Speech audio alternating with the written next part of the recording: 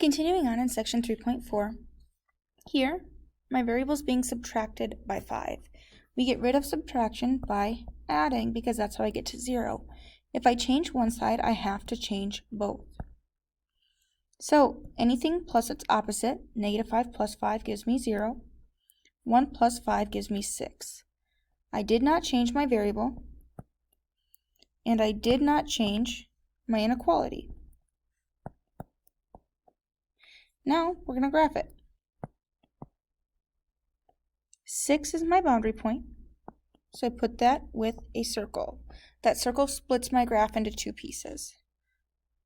Next number bigger is 7, the next number smaller is 5, and I want to make sure I have 0 on there as well.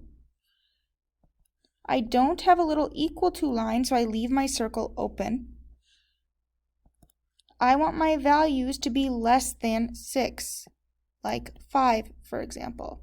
So I'm going to shade everything to the left of 6.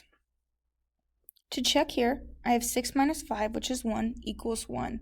My boundary point is right. That 6 is the point where it splits. And I checked one of my solutions. Here I have 0 and 5 that I have values for, but anything to the left of 6. 0 is just easy to calculate with. So I got negative 5 is less than 1. That's true, which means both my solution and my graph are correct, my inequality there. Example 4 says, you are competing in a triathlon. Last year, you finished in 85 minutes. The table on page 140 shows your times for this year's first two events. Swimming was 17 minutes and biking was 45 minutes. What possible times can you post in the running event and still beat last year's finishing time? So, last year we finished in 85 minutes.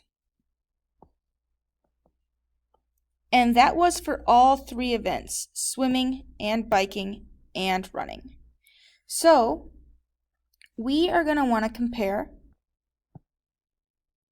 the times for all of them. Swimming and biking and running give us the three events. So swimming and biking and running.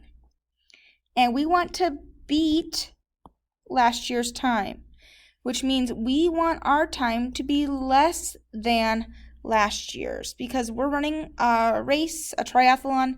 In order to beat last year's time, it has to be better than that, which means our time needs to be less than it. Now, we know swimming was 17 minutes and biking was 45 minutes. And we are looking for running. What times in running? So we're going to leave that. My left side is not as simple as I can get it here, so I'm going to go ahead and combine like terms.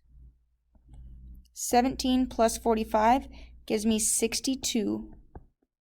I did not change the fact that I still need to add that r, or the fact that I want it to be less than 85.